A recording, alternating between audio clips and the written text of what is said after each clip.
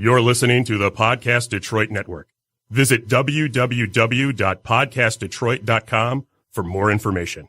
The views and opinions expressed on this show do not necessarily represent those of the network, its advertisers, owners, or sponsors. Welcome. Thank you for clicking play. This is the one and only IT and the D Show. We made it all the way to episode 231. We're going to be talking all things cryptocurrency. A topic that we talked about 200 episodes ago. Apparently, How crazy is that? But we have three quote-unquote experts in the field that we can't use their last names, so you know it's legit. But we got Brick, Sam, and Corey in the house. It's like when we have the hackers in, and we did, my name's Johnny Christmas. No, it's not. Mobsters. Yeah. Right? Yeah. But if you ever wanted to know anything about cryptocurrency, this is the quintessential episode to be listening to. So, Dave, you may fire one ready. You're listening to the Podcast Detroit Network. Visit www.podcastdetroit.com for more information. Following program is intended for mature audiences. I'm Wyatt, that's Gary, you're Bob, and you're Dave. This is the IT and the D Show. This is Max Headroom. And what you're about to witness is one of the most sinister-sounding intros to a trailer to one of the greatest epics ever. This is Billy D. Williams. Bob and Dave and I are enjoying a Colt 45 right now. And remember, IT in the D, it works every time. Just where do you guys think you are? The Library of Congress? Detroit? Beyond the sun? Any of those right? Take him to Detroit. No! No, not Detroit! No! No, please! Anything but that!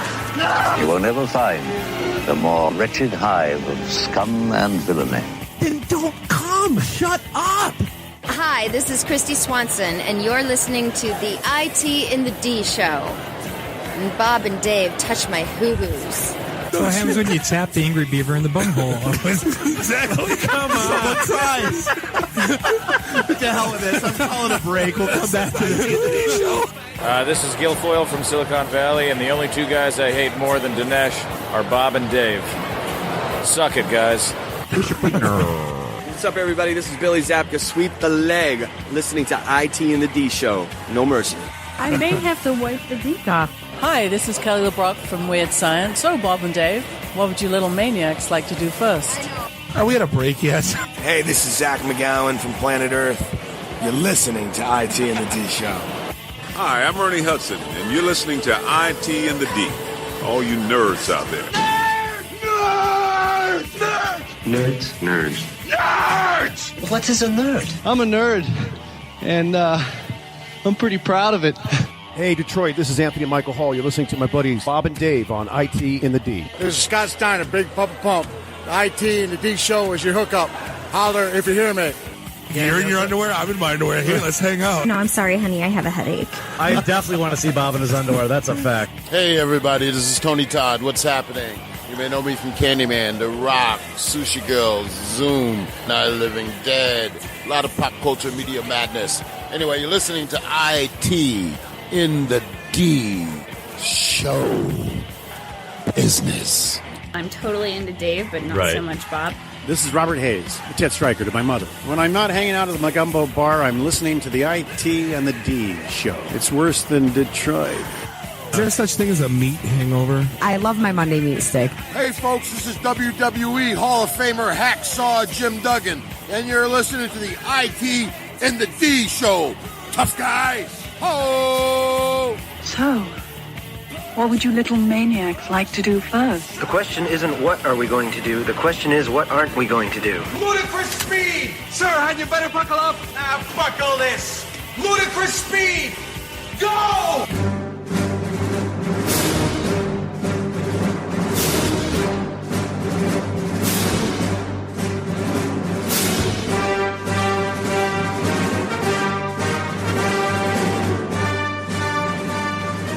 Welcome. Thank you for hanging out with us. This is episode 231 of the one and only IT and the D Show broadcasting live here in Studio One, Podcast Detroit in beautiful Royal Oak, Michigan. This is Bob the Sales Guy hanging out with Captain Soundboard, Dave the Geek, Nuri the FNG, Randy at Do the Twitter's Walker. Find us online, itandthed.com. Give us a like on all the socials and subscribe to us everywhere. fine podcasts are sold. So we had our event last week. I guess let's handle some business first. I survived. Let's just clarify. Barely. Dude, we had a lot of new people, and I was all by myself. It was crazy. Bob, you were in I was in Texas, Dallas. and I was in London. Right. And so you did it by yourself. Yes. And wow, did we have a lot of new people. Some Picked of which the were worst week ever. Some of not which being were very high maintenance. Apparently, Emily and I are chopped liver. You guys both you guys both got there way late. Let's not I happen to enjoy a liverwurst, Randy, so it's not really a bad thing too. Yeah. It's nasty. Yeah, we had the they only have beer person who was also the same person as you didn't order vegan pizza. Bye. Get out. Just get out. Kitchen. Just get out. If you're listening, turn off your device. Just reboot get out. it. Yeah. Go. We don't. Yeah. No. So we have a couple more events coming up. So Friday, February 3rd, we've got the free podcast day thing happening here again at Podcast Detroit. The 6th, we've got the next Ann Arbor event that's over at Pretzel Bell. Then the 9th, it begins, Bob. Oh boy, con season begins. Oh no, which one's on the 9th? Astronomicon. First year con. We're going to see how it goes. We're sponsoring the cosplay contest, so we're hoping to see some good things. Our buddies Ming and Mike will be there, so we're gonna have to take Ming dive bar hopping once again. Yeah, it's a thing. Dave, I hope to see some good things. What he really means is 22 Pikachus. Right. 22. Pikachus. Yeah, no, I'm not looking for Yomicon. That's Count the just bad. Deadpools. Yeah, exactly. And the Rays. We should turn this into a drinking game. Seriously. I don't need Chris Hansen popping out from behind a corner asking me to have a seat. I don't. Hey, look, another Wolverine. That's great. And then the 15th, we're doing our first event over at Tequila Blue. We haven't been there yet, but since our beloved Blackfin has come and gone, this is right next door. So convenient because we're creatures of habit. We fear change. Right. So we'll be right next door. Same parking lot. Same parking lot. Right. Same parking lot. So when you come in, you need a password, and the password is It's Tequila Blue, right? Tequila Blue, there you go. And then don't forget, we are always drinking fine beer from our friends at Falling Down Beer Company. So we're friends with ourselves now? Yeah, we are friends with ourselves. You should be your best friend. Seriously. Come. We're having kind of a semi-relaunch, tenant at Quinder, and then soon to be open in Oxford on Main Street. Good times. Yeah, absolutely. So, it's not a good time when Amazon decides to release the list of the 20 companies or 20 cities, that they wanted to relocate their next company headquarters to. Yeah, they wanted to. Yeah, they were looking to build H2, their second headquarters, and it became such a thing with the Detroit community, and people were so sure. They made really that it was going to come actually here. Sure, I think you kind of knew that you wanted no, it, you but know what it wasn't going to happen. You know what it was? It was it was like the 2 weeks after the draft when the Detroit Lions picked their, the next coming of baby Jesus, the defensive tackle or whatever. And they're like, we're going to do it this year, guys. The last 50 have stunk, but this is our year. There were some cities on the list that surprised me. I mean, there's some that make sense. I think, Atlanta, Austin, Dallas, but then Pittsburgh. We didn't make Pittsburgh's nice right now. Really? Is Pittsburgh? Yes. Should I move all my cryptocurrency into Pittsburgh now, or what? Yes.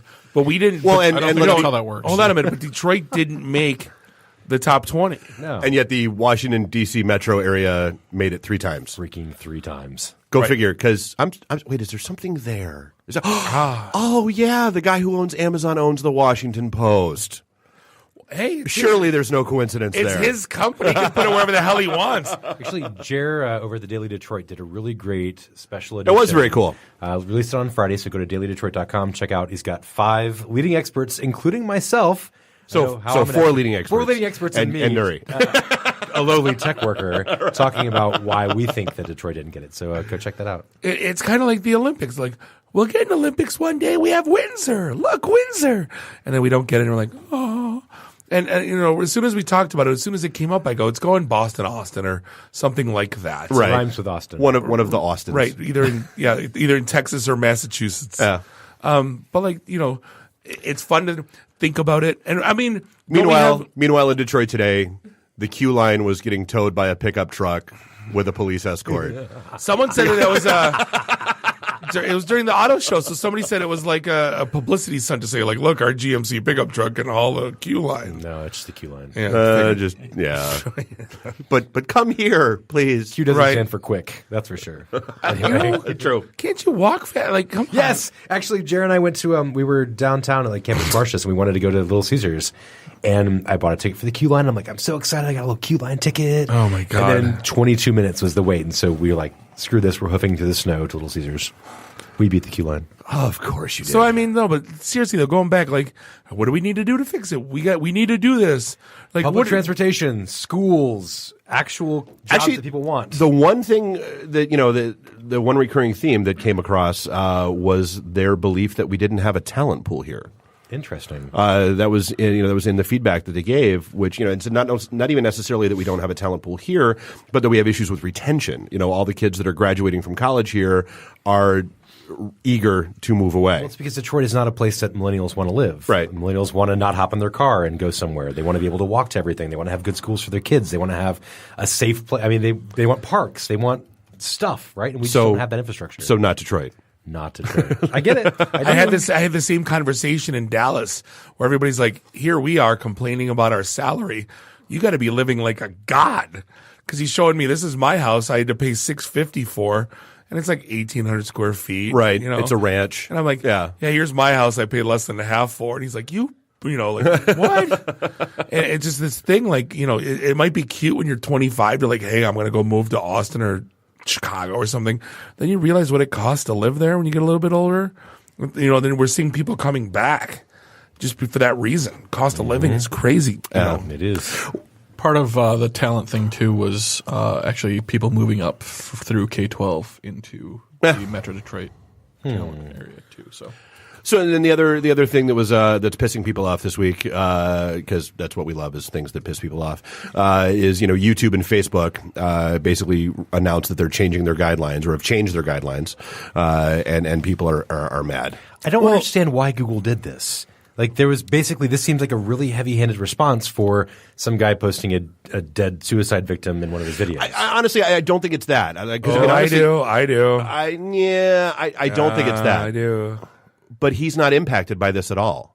Because he's a huge channel, look at his playtime and look at his viewer count. That he has nothing to fear from this. He can retire already. It's exactly. So I think what this is trying to combat is people that are artificially inflating all their plays with bots and that kind of stuff. Because you noticed it's not number of views, it's playtime. It's actually viewing time. Because previously it was 10,000 lifetime views for a channel, then you can participate in their ad program, right? The revenue sharing. Yeah. So and it was just views of any length. Now they're saying not just views of any length. Now it's 4,000 hours of viewing time and 1,000 subscribers. Yeah. So you can't game and it. that's in 1 year, and then there's like a 30-day grace period, and it's really strict comparatively. Well, and that's the thing. Like, it's become a job. Like, you have 13-year-olds, my daughter. I'm a YouTuber. That thought she saw a YouTuber driving down Big Beaver the other day, and I said, it's not one of your YouTubers. Like, you're seeing things. Like, she wants to be a YouTuber when she grows up. I go, it's not a job. Is it just me, or is YouTuber like a potato? Right. It's an insult. YouTuber. Right. I resemble that.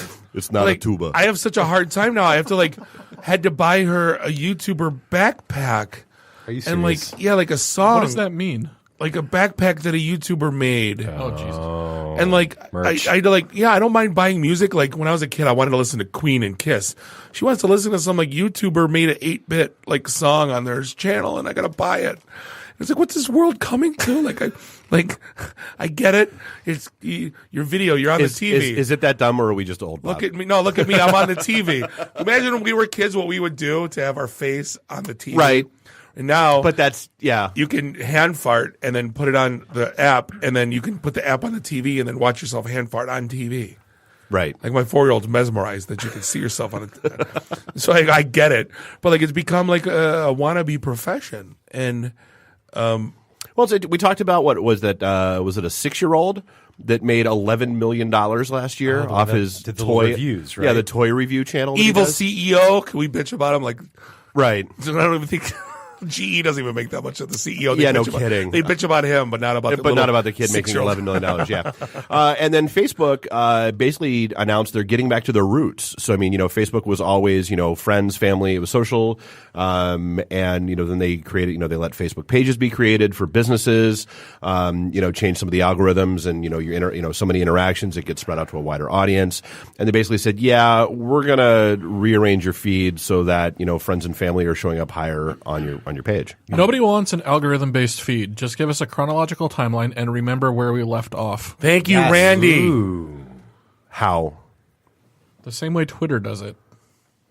I mean, if I load Twitter right now, it's going to show me that I have 30,000 unread posts. Unless you refresh, then it goes to the first one. Well, Otherwise exactly. It starts from the bottom. Right. And honestly, that's my only bitch is if Facebook could stop changing me from most recent to top posts, that would be amazing in and of itself. Yeah, the most recent is But there's no way they're going to maintain state for everybody. That's just not practical. I mean, there's too many interactions. Yeah. No, wasn't it double column not too long ago?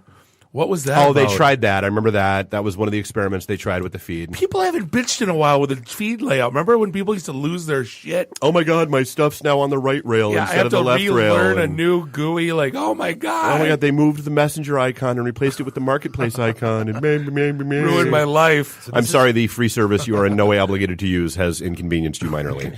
This is going to hurt advertisers, right? But I mean, if I'm promoting something that I'm doing, is it going to hurt? Is it? Promotion? Well, think about it. I mean, let's be real. So I believe this is a case of here's what we're saying and here's what it really means. What they're saying is they're putting friends and family higher in your feed. What it really means is, hey, Facebook pages, you're going to be paying us to boost posts more. So, I mean, because dollars. Do you guys watch Shark Tank? Like, I watch it religiously. No. And the last episode was they were trying to sell a new gift box stuff. I don't know. There's like 27 different interchangeable things to put in a stupid, like a cube box. I don't know. Their whole entire go-to-market and acquisition strategy was Facebook.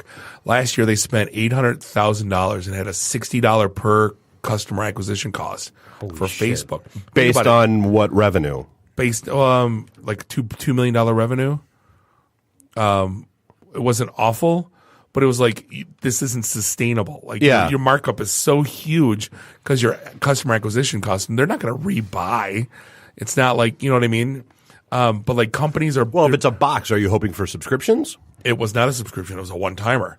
So people are... Yeah, then that's dumb. People are putting their whole entire marketing strategy on Facebook's back and putting a lot of money into it. You think about it, $600,000 to $800,000 they spent with Facebook in 2017 alone. That's insane. I mean, I think of like all the... And it's a brand you never heard of. Imagine the crap that's on our feed all day. Right. Mm-hmm. Well, I mean, I think all of my events I promote through Facebook, and most of my friends when promoting events use Facebook as well. And I don't think this is going to hurt. No, because that's personal, not page. Right, exactly. And it's $20, you know, like think about if you were... Yeah, if you were adding the events, like for example, so our events, you know, that are based on, you know, whether it's the IT and the D page or the Podcast Detroit page and that kind of stuff, this may impact that. Right. But that's where it comes down to you, like Bob and I should be sharing stuff out. Right. You know, and you should, if you had a DJ Nuri page, you know, and you created events there, then, you know, as long as you share them out from there, that's then your personal interaction trumping the page interaction. Yeah. So I guess it makes sense. I'd like to see less stuff on Facebook and more that's relevant to me. Go for it. Yeah. Sweet. So we'll see how that goes. Got to unfriend everybody first. I want to start over. Got to unfollow all the pages. You're like Jessica, who only has 333 followers over there. So. 332 right now. Lost one. I have room for one more friend, guys. Meanwhile, my request has been pending for months. Wait, friends or followers? Friends. Because friends are friends. Followers are just stalkers she doesn't want around. So what came first? This Week in Technology Your mom. or Twitter? Hit the bell. We really just go there. It's too easy. But like your mom. It's one of the dumbest. You see dumb lawsuits all the time. Yeah. And Twit is suing Twitter. I think they've got I kind of understand this one. I do too. So explain it to me, because I think it couldn't be more dumber. So they basically Twit came first, and no, This Week in Technology came first. The acronym is secondary, right? But Twit came first, and so when Twitter came along, they basically had a little sit down and said, okay, well, our two trademarks can coexist because you don't do what we do. You know, Twit is, hey, we do audio, video, yada, yada, yada. Twitter's like, yeah, no, we're micro-messaging, da-da-da-da-da. We are just text-based. Yeah. Yes. So now, it was last year, May of last year, yeah, Twitter announced that they're going to start, you know, doing their own video and that sort of stuff, and Twit went, but you said, and so now there's going to be a throwdown. Because why? Because now they're infringing on Twit's space. They added a TTER at the end. So, I'm just saying. So I can start like a bike company called like Forder. Schwinner. No, it's a bike company. Schwinning. Okay, a car company called Schwinner. Like, it should be okay. Right. But it's the acronym, though, which just makes it even dumber. Because they're not twits, it's tweets. So it's I thought they were twats. In many cases, yes. Those are the people that tweet too much. They're twats. But now, and apparently soon you'll be able to twatch people. Is that No. Twitch versus? I don't know It's a if pay-per-view it's video. service. If it's video on Twitter, is it twatch? Gross. I don't know. What else we got? Oh, who's taking pot shots at Apple's commuter bus? That was a weird ass story. You know, this is. I mean, living in Silicon Valley for some time, there is a lot of local angst against the tech company's buses. A ton. Really? They use the public Of all bus stations. things to get mad about, you're getting mad at company buses. It's not the people on the buses, right? It's the people who live in the neighborhoods whose property values are now going up, ridiculously because that bus serves it. They're using public bus stops, which gums up the regular public buses.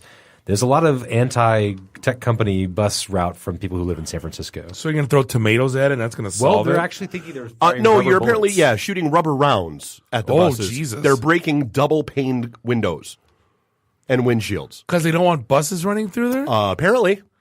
What the hell is wrong with people? That's why I said, what the hell is going on? You get a little bit of vegan granola in their belly, and look what they go do. Like, my God, man. It's the raw water. That's what it's it the is. raw It's water? raw water. People doing crazy things. That's right. It's, the Raw guy that ate water. sushi every day and then wonders why he had a 5.5-foot tapeworm in his stomach. Yeah, go figure. His name was Timmy. Hey, Timmy the tapeworm. I'm eating for two. But, like, no, seriously. Shooting rubber bullets, like, what is that going to do? Then the bus doesn't go? Then he sits on his porch and go, yay, no bus, Apple, go through neighborhood, me happy. And watch my property values Now you plummet got again. 72 assholes riding their bikes past his house. Like, what's worse? Thumbtacks. That's what. Now you're gonna put spike strips across the road. They say they're actually no car going front house, bike no more, nothing. They're changing the route. It's adding 30 to 45 minutes per way commute time now to those bus riders. Kind of crazy. Why would you take the bus then if they're going to add 45-minute commute? I'm Ubering my ass to work. Because it's still a 5-hour drive. Right? Drives 5 hours to work.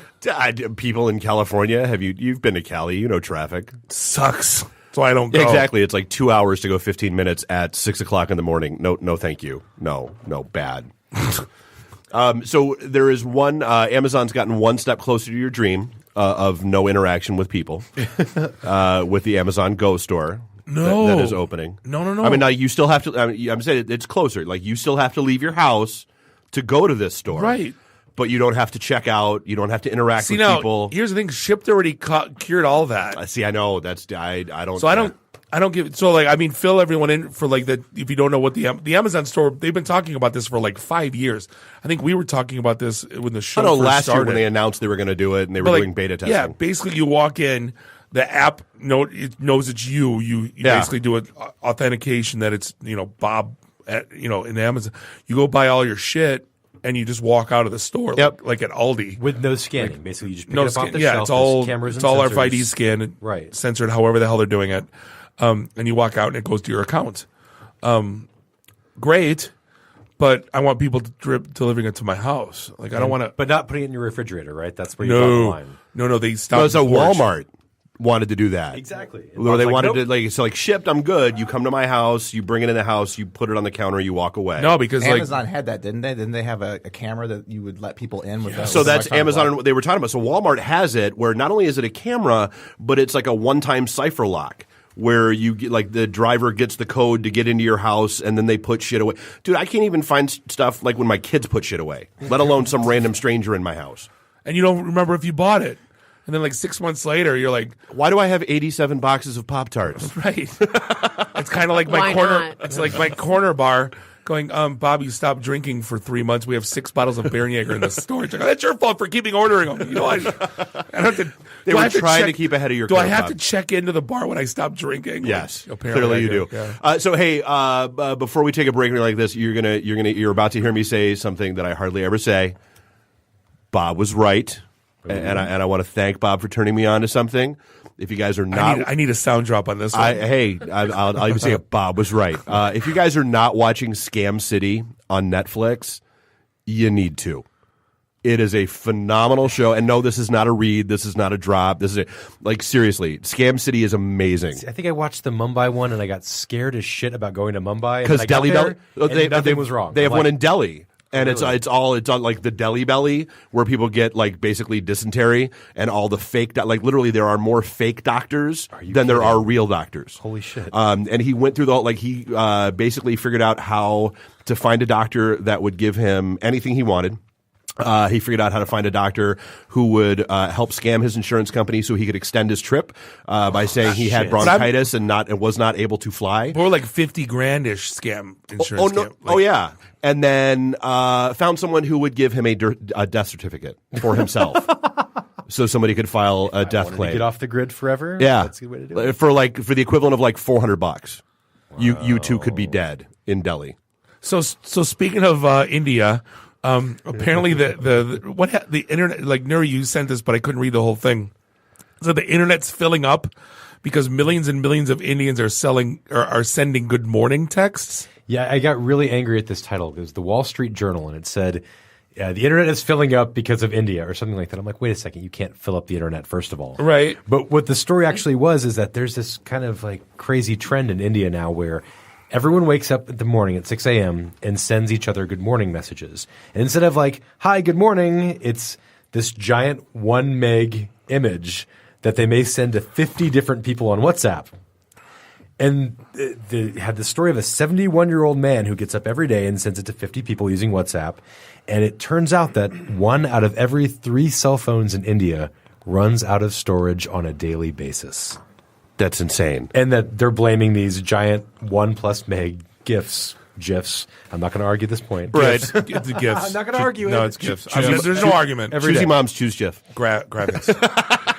Continue. And then the statistics were like, I remember on New Year's Eve, WhatsApp went down in the U.S. Right. And they finally released there's 20 billion New Year's messages sent in India at New Year's. Just India, 20 billion? India. A record and more than any other country. Kind of crazy. Good God. Yeah. But why send the 1 meg GIF when you could just send an SMS? So I guess, do they know? I mean, when you say I think that's why WhatsApp, wasn't the rise in popularity there because SMS messaging was either insanely expensive or the data network couldn't support it? But everyone in Germany uses WhatsApp. Yeah, India uses it as well. Yeah, they wouldn't anything to me, so I had to download WhatsApp just so I could talk to my cousins and, you know. That was it. It was because you could use the data network instead of the SMS, which is a high cost. Every now and then I know things. Yeah, nice. Craziness. There's one thing I wanted to touch on before we go to break, though. We've been having problems around the house with our Wi-Fi. Have you guys had any of these issues? You know what? Not that I've really noticed. No? Nope. No Android devices, period, in my house. Really? I've got 2 Google Homes. I've got about 8 Chromecasts in the house. Right. So I've got a couple Chromecasts. and I don't know if it's the Eero that's the Eero won't suppressing talk to my this phone anymore, and it didn't block it. So now I have to connect to my phone only to Comcast Wi-Fi. Everything else in the house, all my IoT stuff connects to Eero. Did you block your phone? I didn't. I thought I did, but I checked. It just won't connect to it anymore. And Randy's selfie over That's there. weird. Nice selfie, Randy. But either way, there was apparently some kind of bug in the Google Cast protocol. Yeah. It's been flooding people's networks with garbage, causing them to scream to a halt. Yeah, it was like if you had Chromecast and other Android devices, that conflict would arise and they'd start babbling back and forth at each other. I've got 4 roommates that all have Android devices, right? So actually, I was going to London. They're like, Nuri, why does the Wi-Fi suck? I'm like, I don't know. Fix it. You reboot it. Have you turned it back on? Right, Have you turned it off and back on again? Is it plugged in? We found this, and apparently they went and unplugged all of the Chromecast devices in the house, and surprisingly, it just went back to normal. Kind of crazy stuff. Right? That's bizarre. So Google has replaced a patch today. Yeah, just today they released a patch. So everything should be fine. Reboot your Chromecast, reboot your Google Home. You should be good to go. Yeah, see, I've got the Echo, and I've got the majority of my stuff is hooked into. Hey Alexa, play it. I can't. Yeah, exactly. I always think about Bob yelling drunkenly at his Alexa. Alexa, I want Funyuns. No, you tell Alexa to fart, and it farts on command. Like I did it as a joke, and it did. We are truly living in the future. Oh, but then see the funny thing, I didn't even laugh at that as much as I thought if someone had to code that. So you go, Alexa, fart, and that's all you have to say. And I'm like, oh my God, it worked. So Like someone had to actually code that. It had to have been someone like me that laughs at stupid stuff. Oh, developers. Yeah, exactly. Well, wait. Fart.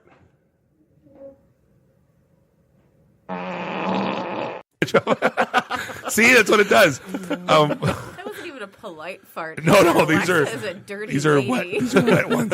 Hey, we're gonna take a quick break. We're gonna be back with the all things cryptocurrency. If you don't know anything about crypto or Bitcoin, you're definitely gonna want to stay tuned in for this. This is the IT and the D Show, and we'll be right back. IT in the D. Read, meet, listen. Networking Detroit, one beer at a time. Hey, this is John Schneider from Nip Tuck Smallville, the haves and the have-nots. Oh, Dr. Quinn, Hot in Cleveland, Secret Life of the American Teenager, and just about everything you can possibly imagine. And oh yeah, the Dukes of Hazzard. You're listening to Bob and Dave. It's the IT in the D show. ITinthed.com. welcome back. Segment 2. This is episode 231. The IT and the D Show, broadcasting live here in Studio 1 in Podcast Detroit in beautiful Royal Oak, Michigan. I'm losing my voice. The bug's been going around. This is Bob, the sales guy, hanging out. Dave the Geek, Nuri the FNG. Randy, I do the Twitters Walker, is sitting quietly and patiently, tweeting out all of our goodness. And find us online, itinthed.com, where you will find all the things, because we are IT in the D. And You still aren't. Just wait a few minutes. Even though I just got the reminder of it was 3 years ago. We ran into good old Danny G at the Ross Geller. No, 2 years ago. We had Danny G at the Ross Geller, and yeah, just saying. You know, like Johnny Black. But hey, we are joined by I guess it's the local crypto dream team. So yeah, this is a topic. So almost 200 episodes ago, episode 36, we did an episode called "WTF is Bitcoin," because that was getting probably 3.5 years ago now, and I don't think we still know the answer to that question. Well, you can't turn on the news now without seeing something about Bitcoin, some kind of cryptocurrency, initial coin offerings, like. It's all over the place. It's like, well, then you go to Buscemi's to buy a sub, and it says we accept Bitcoin. You're like, what? It's great, except it'll cost you $30 in transaction fees and 2 hours to confirm. Why do they have ATM machines at liquor stores then? To pay off your crypto locker kind of stuff, right? So stuff we'll all dig into, right? So I guess in the beginning here, for people who don't know what it is and just see the stuff in the news. Well, I guess first we should probably tell people who we're joined by, right? Yeah, but they're pseudonyms. No, first names only. Yeah. First names only. But we have Brick, Sam, and Corey in the house. Gentlemen, how are we doing? Hello. Good. Wonderful. Appreciate hanging out with us and entrenching yourself in all things IT and the D. But let's just ask that $1 million question. Like, what the hell is it? It's imaginary money made by internet gnomes run the other way. Step 1, create currency. Step 2, step 3, profit. So is it technically money though, or is it just like a thing that has intrinsic value? Because you watch all these videos of I'm a Shark Tank junkie, so I saw what Kevin O'Leary and Cuban had to say about it, and it's no different than baseball cards. How right or wrong are they? And that. Well, for me, I'm kind of the non-IT guy in the room. I'm the social scientist, right? So when I was talking with Corey over here in March, I come across a Bitcoin back in 2011. I was always a fan of /dot and Wired, even though I couldn't program or do any other sort of language to save my life. I'm always had a fascination with technology, and I saw that there was something interesting here, and I heard everything that people were saying, that it's a bubble, it's BS, it's imaginary, it's going to crash, it died, and my life got busy and it moved away. And then I ended up talking to Corey this past March, and everybody was still saying the same thing. It kind of come back into the news because Ethereum popped up in price. And when I was listening to him, I think the thing that clicked for me is, which I didn't get in 2011, was this idea of digital scarcity, right? So if you think about why movies and music, when they moved to digital, lost value, supposedly lost value, right? Why did they lose value? Because you can copy them, you can edit them, you can change them, you can move them around 100 times. You could do that with a piece of tape on your VHS. That's true I'm too. Just saying. But you could do it on a volume, right? On a volume you couldn't do before. But what all of a sudden you have with Bitcoin is you have this concept of digital scarcity. And not only is it digital scarcity, it's programmable digital scarcity. It's something Right. that can evolve and change over time. And then all of a sudden, I'm like, well, holy shit. You can say shit. It's okay. Right, thank you. I was pausing to check the words. Wait, mental Rolodex. No, not that one. No, not that one. No, not that one. Shit. Yeah, cool. Right. And the second he said that, I was back in the game, right? Because I realized people were saying the same thing. And then he mentioned smart contracts, this idea that you can go beyond what Bitcoin did with digital scarcity, and you can start to program things with this. You can start to actually make contracts and programs and like an online, like an internet of value. And I was sold, and I started to do a deep dive at that point. But see, like I'm the dumbest guy in the room, so it's like usually I set the bar for like the lowest common denominator, and the way I always viewed it as is peer-to-peer compute is where everything's moving. Why have all the compute on your desk when you can be in a shared? So I always contributed Bitcoin mining to, hey, let me lend you the spare compute I have on my desktop, and in turn, we're going to float you a couple bucks. Am I? Well, that is a use case right now. A lot of actually the new altcoins are focused around you share the storage on your computer, you share this resource or that resource, and so that's the idea behind the sharing economy and using those tokens.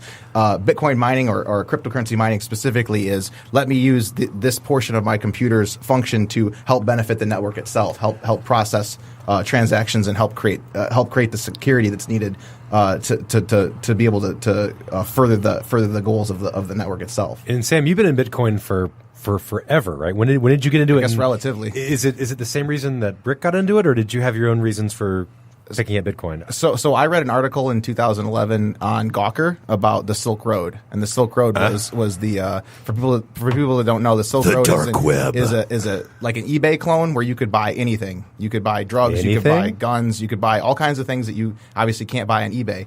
And I was immediately amazed because I was like, well, I understand how they can hide a website, but I have no idea how they can't track the money. And that's when I found out about this new internet money, which was called Bitcoin, and it was basically a breakthrough in computer science. They had used different ideas that people have been working on for a very long time to create, like Brick said, digital scarcity, which is basically you can't copy something. You can't copy these bitcoins. So if I send you bitcoins, everybody agrees that I now have fewer and you have more. So it was this major breakthrough. For people that are technical, it solved something called the Byzantine generals problem, which is basically in a nutshell how to establish trust in a zero trust network.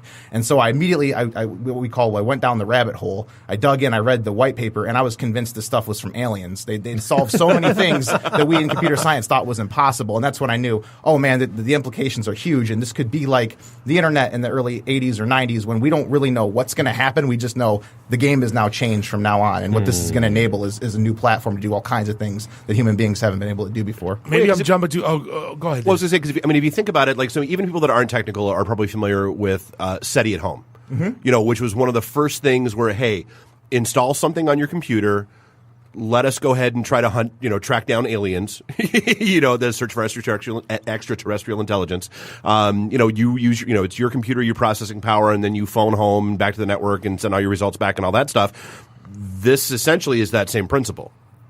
Using your own computer cycles. It was especially in the beginning. In the beginning, you could mine bitcoins with just a computer, any computer, a CPU. And then as it got more specialized, because mining is basically a competitive race. Right. There's a certain number of bitcoins that are released. This is how the inflation happens. And then whoever is able to win that race or win a portion of that race is rewarded in proportion to the piece of the network that they have. So originally it was just computers, and then it was graphics cards, and then it was specific what's called ASICs, or application specific appliances that are used only for mining Bitcoin. And at that point, you no longer could mine Bitcoin with just your CPU or your graphics card. However, there's a bunch of other cryptocurrencies that you now can, and you can do so profitably. So I got more questions than I probably know. This hour will go up, but price setting. So I get commodities trading, I get the stock market, I get supply and demand, right? I send $1,000 to XYZ. Right, where does that go? Like, it doesn't go to a bank account. It doesn't go to when I'm buying Bitcoin. Like, where does that physical money actually go? And then I want to ask part B, like, who sets the price and why does it fluctuate so much? Like, again, I'm across the board in this, but that's the one thing where it doesn't make any sense to me. So good. Like, so say I send Corey a Bitcoin, right? Where does that Bitcoin go? Where does it come from and where does it go? Right. Cotton Eye Joe. So it doesn't, right? There is no Bitcoin. There are only transactions. So this is a distributed ledger. And the way that I like to describe this to people who don't know, the blockchain, when we're talking about what that is, think about a blockchain as a book of transactions. And each new block in the chain is the same book plus one page. Right? And so every time that the miners are competing to solve this cryptographic puzzle, they're kind of, it's almost like they're notary republics with their stamps over that book, ready to hit that book to say that this is the official transaction. So every time that you have a new book and a new page, you've got a new block in the chain. So there aren't individual Bitcoin. There's just all of the transactions that have happened throughout history in all of the pages of that book. I've never thought about it that way. So basically, saying if I have 10 Bitcoin in my wallet, what is it actually saying? It says you have the ability, you have the keys to send up to those 10 Bitcoin to someone else. And only you can, because you're the only person that has those keys. So nobody can censor you. Nobody can stop you. This is why some people think it's nefarious, because there's not an ability for a government or a central party or anyone else to stop you from being able to transact that money. That's also why people think it's very valuable, because we've never had something like this. But so there's this fixed number of these Bitcoins in this ledger, and when I transfer them to you, everybody running the Bitcoin network agrees, yes, I have fewer, and yes, you have more.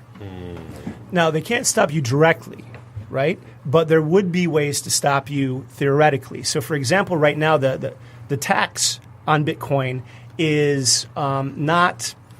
doesn't facilitate the use of Bitcoin as a currency currently. Why? Because every Bitcoin transaction, every cryptocurrency transaction within the United States is considered to be a taxable event. Interesting. I think we need to dig into this a little later about. Right. Yeah. But so you can't kill it. But if you hide cryptocurrencies, you're a criminal. That's how they got Capone. Exactly. So pay your taxes, everybody who's listening. Exactly. That does make it much more difficult for Bitcoin transactions to be facilitated by the average person. But you can't stop criminals from using cryptocurrencies. So you can't stop them from filling their basements full of cash. Correct. And Right. Anything that has a transfer of value. And new technology, criminals are usually the first adopters. Well, yeah, like what was it? 90% of all $100 bills have trace amounts of cocaine on them? Correct. Right. 90% of Bitcoins have been involved in illegal activity. And probably poo, too. I mean, that's not saying much. You've been wiping your ass with $100 bills, yes. Bob? Yeah. We need to talk. Got a big commission check last month. They do that in Dubai, actually. Probably. So explain to me how, this isn't like a Bernie Madoff thing. I know it's not. How is this not a Ponzi scheme? No, I know it's not, but I need someone to explain, because this is the questions that I've been having for the last 5 years. So in a Ponzi scheme, the new investor money is used to pay the old investors. Correct. And what eventually makes Ponzi schemes collapse is not enough money comes in to pay the old investors. The price of Bitcoin, if we're going to talk about price, has gone up and down for almost a decade now. It's gone through bubbles. It's crashed. I've personally seen 4 of them at this point. So it actually doesn't matter as much. It matters to people who want to get rich. So you said you dove in 2011. So in a 7-year span, you've seen 4 bubbles and crashes. Yes, absolutely. And there have been at least 8 or 9 in the entire history of Bitcoin. And a Ponzi scheme doesn't work that way. A Ponzi scheme is not going to have a bubble and then crash. Yeah, no, it inflates and then it dies. Because the central tenet is, again, the new money has to has to pay the old people. So in this, what's going to eventually happen is we're going to hit peak user adoption. The most amount of people will be in the system that are going to be in the system using for the things that they're going to use it for. And then just like any other sort of precious or digital thing, it'll kind of taper off at that point. So they might not make money, but they still get the usefulness of the network. And we're honestly still a long way away from that. Right. So isn't that one of the points? Isn't there I guess that's the point. There's a finite amount of Bitcoin out there. There will only ever be a finite amount of Bitcoin out there. So, I mean, it's not like, hey, we can fire up, hey, our lovable government, let's just turn on the printing presses and away we go. It doesn't work like that. Right. Which gets back to the whole digital scarcity. That's the attraction for people. People would like to have the ability to have some monetary instrument where they're not at the whims of politicians who just want to create more of it to satisfy whatever back to the gold standard. So this is what this is. This is supposed to be a digital form of gold. Sure. Well, yeah, I mean, that's one of the things you always hear is that basically the less trust that people have in the public governments at large, the more interest in secondary currency markets you tend to see crop up. Right. And I think that's kind of where we are. That's exactly it, yes. Now, it's important to know that there are scams and Ponzi schemes within the space. So when you have a new unregulated technology and tons of money is pouring in, billions of dollars are pouring in, people will take advantage of that. So Go figure. Right. So there's been this cryptocurrency called webinar. Get rich in Bitcoin, $100. Say, who was the little Korean guy that used to, Yan, if I can do it, you can Tom too. Vu. Tom Vu. There you go. So there's been one that people were calling out for a long time called BitConnect, where you put money in, it's held for a time, right? And then you have affiliate links and lending, and you tell your friends about it, and they come in. And people were saying for a long, long time that this is a Ponzi scheme. This is a Ponzi scheme. But so many people were making money, they didn't care. And just in this most recent dip, or one of the most recent dips, in the last week, it completely lost all its value when they said we're closing down because of this letter that the Texas Attorney General or something like that had sent them, gave all the BitConnect back. We gave you your money back, but then that crashed the price, and it dropped from something like $350 down to $8 at one point. Yes. So I guess like that's the, you do hear these stories about, Mount Gox disappeared. You've got, we talked about one last week that went dark and went offline. $65 million stolen from one of the exchanges, right? Right. Yeah. So isn't that? I guess that's the downside of this being a deregulated, decentralized thing. Is that there's no FDIC, right? Somebody takes their servers offline, and then where I got a USB drive that's supposed to be worth whatever, but where'd it go? So if you have the keys yourself, then that can't happen. Okay. It's when your bitcoins are stored on somebody else's exchange and they have the keys and then they get hacked or whatever. So never put your money in the bank is what I'm hearing. The point of the cryptocurrency is you are the bank. Gotcha. So that has its own implications. You have to be concerned with your security. You may not want to tell people on a podcast your last name. There's things like that that come along with that. But the networks themselves have never been hacked. It's always these exchanges where people left their money and then something happened at that exchange level. So if that's the case, why would you leave your money there instead of having it locally and with your why would people do that? Well, in the case if they want to trade. Yeah, trading. It's often the case that the time it takes to send it to an exchange and to get your money in and make a position, you see a market go up and down 30% in a matter of 15 minutes at times. Gotcha. So if you're an active trader moving, a large sum of money to an exchange, you don't have the time to actually do that, to actually take your position. Okay. So a lot of times, any day trading, you're going to leave your money on there, or even if you're making trades over the course of a day, it doesn't make sense to transact back and forth, especially when you guys were talking about the current price of actually transacting Bitcoin. Nobody wants to pay that price. You're paying $30 every time you put money back and forth. Unless you're trading with large sums of money, it just simply isn't worth it. Okay, so I guess that's the thing. So it's not just, the ATM at Bushimi's, it's the exchanges that are pulling that commission, that fee out as well every time you're moving things in and out of the network.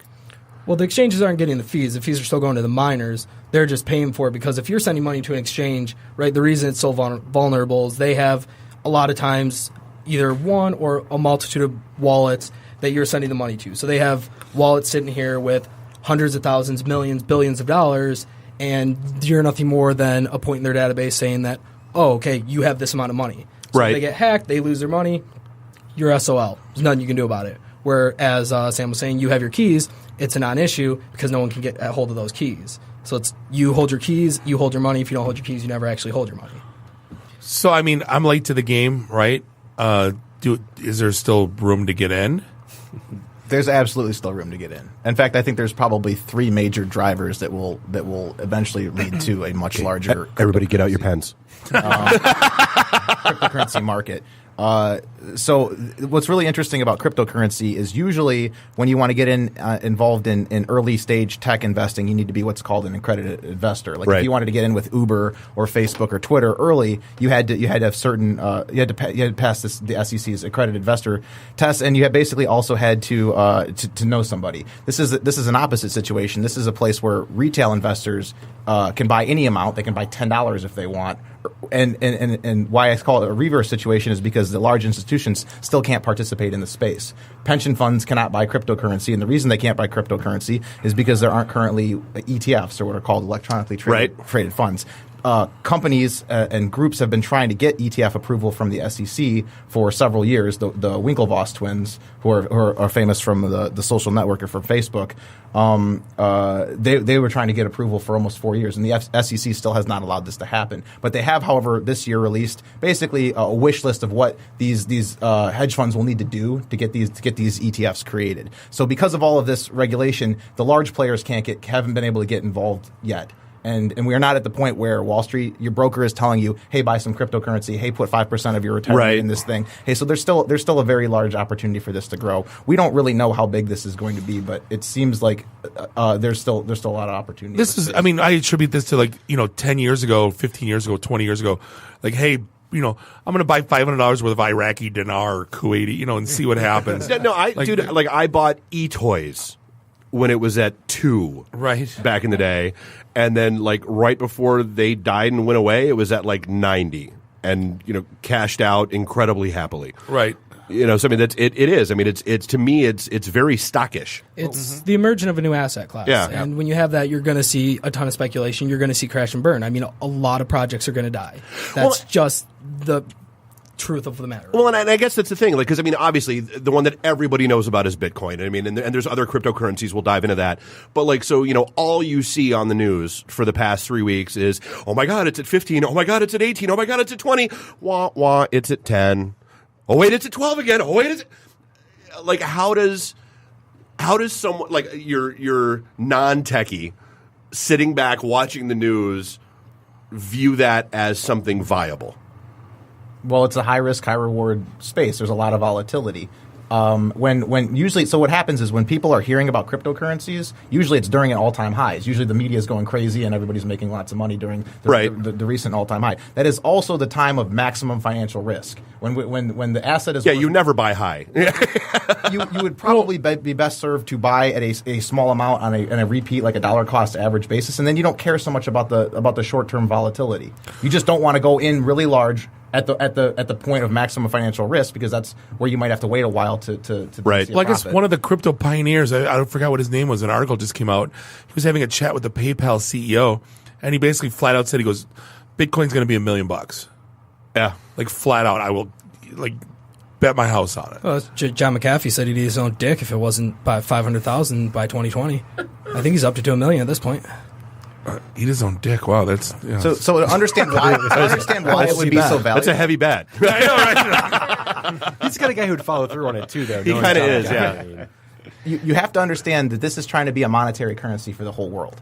So if you take the number of units divided by the trillions of dollars that are involved in a monetary currency, you can understand why the individual unit might be so valuable. Right. But then we can even shift it from there and look at other stores of wealth, right? If we look at precious metals, what percentage of the precious metal market is going to be taken up by Bitcoin? What percentage of the stock market? What percentage of the bond market? And this is where you actually come to being able to put some sort of valuation on it, is by looking at what percentage of different markets is going to take. And now it's hard because we have no clue. Absolutely no clue. See, and to me, that's actually a much better analogy, because it's not like when you invest in gold or silver or whatever else. It's not like they send bars to your house. They're still somewhere out there. You just have a piece of paper that says you own X, and then you can sell that piece of paper if you want to. So I guess that makes sense. It's like that, except no one actually controls that piece of paper other than you. Right. See, what's interesting, too, and I think you touched on it briefly, Dave, is that you said there's so many out there. I looked on CoinGecko, and there's 1,104 coins listed. This thing's going to keep morphing and changing. How many of those 1,104 are going to be left when the dust settles? How do I know as an investor what I should be investing in, which coin is actually going to, Yes, live? I mean, that's the thing. I mean, is there a bubble coming with the number of cryptocurrencies? Certainly. Yeah. Call them, right? Certainly. Shitcoins? Yeah. We're still waiting for Hooters to launch Titcoin. That's all I'm saying. There's this Spank chain here. 1103 is called Spank chain. So do you keep your stuff in the Spank Bank? Yes. Amazing. and you earn Brody the longer you keep it there. Love it. So which one do I invest in? How do I pick? So I think there's a lot of different ways, and people have very different strategies. I think for me, as a non-tech person who's looking at the space, I found a lot of relief when I came across IOHK, who was they talk about high assurance code, the same sort of code that's used for nuclear submarines and for medical equipment. And they're working with peer review that they're not just open source, that they take their cryptography to conferences all around the world. And they're working now with, I think the most famous one is Cardano, which recently had a tremendous increase in value. Ethereum Classic, which is the original version of Ethereum that was then forked off into what's kind of the more highly valued one, and then another one, Zencash. And when I as a non-tech person who has gone through, considers myself to be a scientist, I'm reassured by that. Now, I don't know if that's going to turn out well, but I see them planning for the future in a way that a lot of coins aren't. That a lot of these other coins seem like they're going to be flashes in the pan. Well, like I looked at Litecoin, and that was actually one that like has a governing body or like a CEO. Is that common? Charlie Lee? Most of them have public creators or teams. Bitcoin is actually interesting in that no one knows who Satoshi Nakamoto is or if it was a group or whatever. Most of them, since that point, have a team. And actually, that team and being able to evaluate that team is a good first step for figuring out if this is an investment that you're interested in. If they have a large number of very competent developers, if they have a clear roadmap, if they've already delivered a product, those are some things you would look at as an investor, just like you would look at any early stage tech startup investing. Yeah, and that's one of the most important things. There's also look at the problem they're solving. So there's a lot of projects in the space that are doing nothing interesting, that it doesn't need to be on a blockchain, it doesn't need to be decentralized, but because blockchain is the key word right now, you throw blockchain in your name, you're now worth $10 million. So wasn't there some the Long Island something company? Right? Yeah, like just to blockchain. It was they were a tea company. Yeah, Long Island iced tea company. Yeah. There's one of the recent crackdowns that was going on in China was because there was a company that was selling mooncakes, and they were going to come out with the mooncake coins. So you I could saw take that. Yeah. and buy mooncakes. So what problem is that solving? That I don't have any mooncakes. Point. That's a really interesting segue, though. Is like, will the government kill this? Can the government kill this? I mean, all this week they've been talking about Asian exchanges, and China wants to outlaw Bitcoin mining, and like South Korea wants people to divest. Which, I mean, like, at politician level, what they're investing in the market lost 30% of its value from the previous week. Will the government kill this? Can they kill it? So certain governments have tried several times. Cryptocurrency has been illegal in Russia. It's been banned and unbanned in China at least 5 or 6 times. And how many times has it died? Right. So it'd be like, can the government ban the internet? There will be places on this earth, just like with anything that's controversial, there'll be places on this earth where this will flourish, and countries and governments that try to stop it will actually have a disadvantage over the ones that won't. So yeah, they can in the short term temporarily they can impact this, and in the long term they can use capital controls and things. But there will be free trade zones, and there will be places where, because this is better money, people will want it, and because they will want it, and there will be places where they have access to it, those places will benefit from the actual technological benefits of the technology itself. Now, this is what's kind of interesting for me, is because right now France is calling for the G20 to meet as a group to coordinate regulations for cryptocurrencies. Now, here's the thing, in terms of whether or not they're going to succeed, when you hear people talking about regulation within China or South Korea, there's always a dip that follows that. So my kind of thought is when they start talking with the G20, there's going to be a very big dip, regardless of what happens. But that doesn't mean that if the price dips or crashes, and I'm doing air quotes right now, because it crashes all of the time. I think someone said that, like, when the stock market lost, what was it, like 30%, 40%. Back in the 80s, it was Black Monday, and crypto was just Monday. So even if it's to crash, things will come out of the ashes, and as long as you stay involved in the space and you kind of are getting the pulse of where things are going, that these things are going to rise back up again in some form, and you're going to be able to take advantage of that if you stay involved. Well, that's the thing. I always look at it as like the S&P. You don't buy and sell and day trade S&P. You drop in your money and you let it sit, and for 10, 20, you know at the end, all the peaks and valleys are gonna level, and you're gonna make a slight return. And I think that was a big thing for me, is that when you see this space and you start to see that there's these trends and these possibilities, you're like, I need to be trading all of the time. And this is what I did, and not all of the time. Corey has a little more time than I did. I have a day job. So I was trading some of the time. And then I realized the tax situation as well, which as long as the market's going up, I'm going to make enough money from the market to be able to pay my taxes. But if we have a year like 2014, which is a year-long bear market, and I do really well in the year before, I don't know if I'm going to be able to pay my taxes if that's something that I choose to do. So I'm moving more and more to this buy and hold long-term sort of scenario so that I don't get rich quick, but I'm playing it safer, and I'm also going to be picking better cryptocurrencies. I'm going to do more research, and then I have more time in my life for my life. I'm not staring at the charts every day, all day. So is that where the taxation on this comes in? It's more of a capital gains as opposed to a valuation thing. It's not, hey, you have X amount of value out there. It's when you cash out. It's not just when you cash out. It's whenever you exchange one cryptocurrency for another, whenever you make a purchase with cryptocurrency. So you're expected to do exchange. So when you trade, say I trade 2 different coins, I'm expected to do a calculation of the difference in that coin, then convert that to some sort of regular currency, and then pay the capital gains I have on that trade every time. So there's very good software for this because this is thank God. Right, because the IRS in 2014, I believe, decided that cryptocurrency will be taxed as property. So, hopefully it will eventually gain currency status as it has in other countries. Like, for example, cryptocurrency is legal tender in Japan right now. You can use cryptocurrency to pay your taxes. You can use cryptocurrency for anything. In the United States, it's property, and what that means is if you buy something and then it goes up in value, and then you use it to buy something else, there's a taxable event. You really need some software to help you with that because otherwise your spreadsheets are going to be insane and it's going to be too difficult. But fortunately, this is programmable money, and we can deal with that in the short term, and hopefully. In the longer term, the government the IRS, for example, will give us a better status for this or a better treatment of it. Which is so screwy because you can't buy most of these altcoins with cash. Bitcoin's kind of the gold standard, and you have to buy them with Bitcoin. So you get your money into Bitcoin, then you move your Bitcoin around and buy the different exchanges.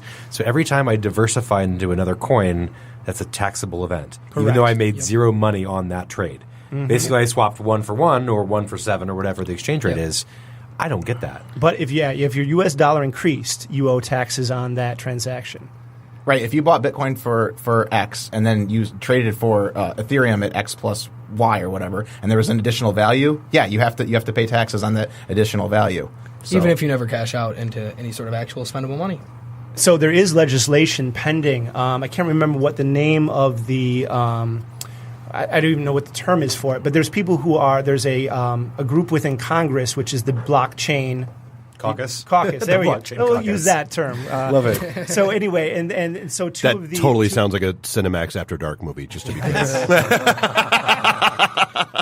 So 2 of these senators are proposing that any transaction under $600, whether it's investment or purchase, would be not subject to this tax, which would revolutionize.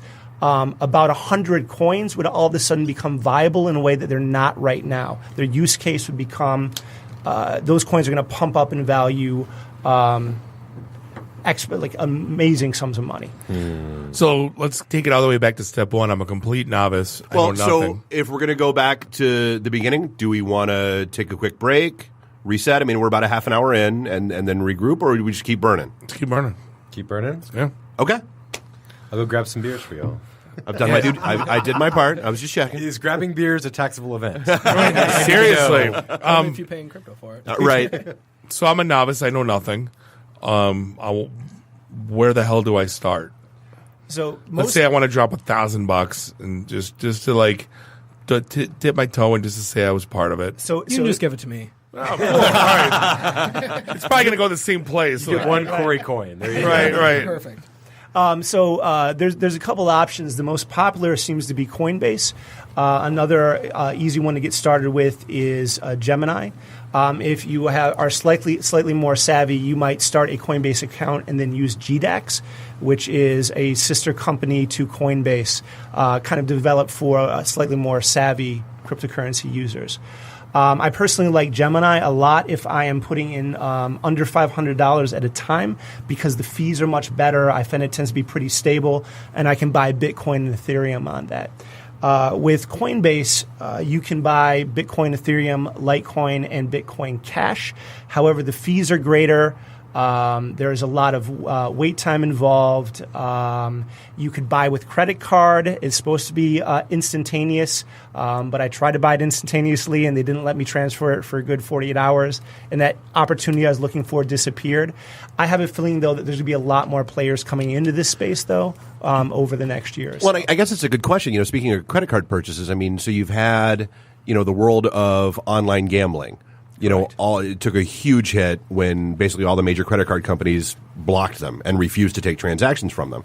I mean, does that exist in this world, or could it? It absolutely does. In fact, I believe it was Capital One to stop people from buying Visa generally throughout Europe. What? And also Chase Bank. A lot of these people do not want you using their services to basically build up their competitors.